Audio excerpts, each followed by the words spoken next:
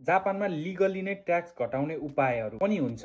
यत्रो दुःख गरेर जापानमा पैसा कमायो तर ट्याक्स तम्मै तिर्नुपर्छ, अनि यो ट्याक्स चाहिँ बढी तिरिएको छ भने फिर्ता पनि आउँछ वर्षको अन्तिममा, र कम छ भने अझ बढी थपेर तिर्नुपर्ने पनि हुनसक्छ। तर लिगल्ली नै ट्याक्स घटाउने उपायहरू पनि हुन्छन्, यो चाहिँ सबैलाई थाहा नहुनसक्छ।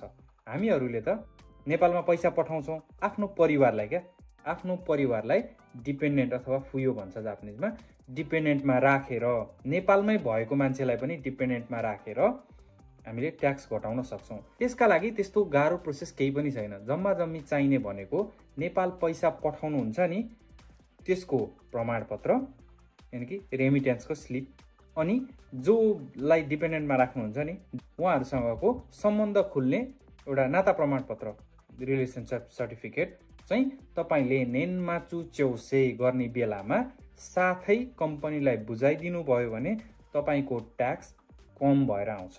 र यो बाहेक पनि जापानमै तपाईसँग अरू पनि डिपेन्डेन्टहरू हुनुहुन्छ, जस्तै छोराछोरीहरू अथवा अरू डिपेन्डेन्टहरू हुनुहुन्छ भने पनि घट्छ।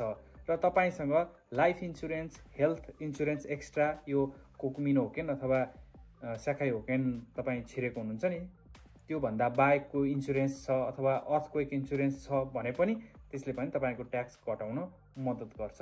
अनि तपाईँले चाहिँ घरको लोन लिनुभएको छ भने पनि ट्याक्स घटाउन मद्दत गर्छ। लिगल्ली नै ट्याक्स घटाउन मिल्छ भने किन पो नघटाउने र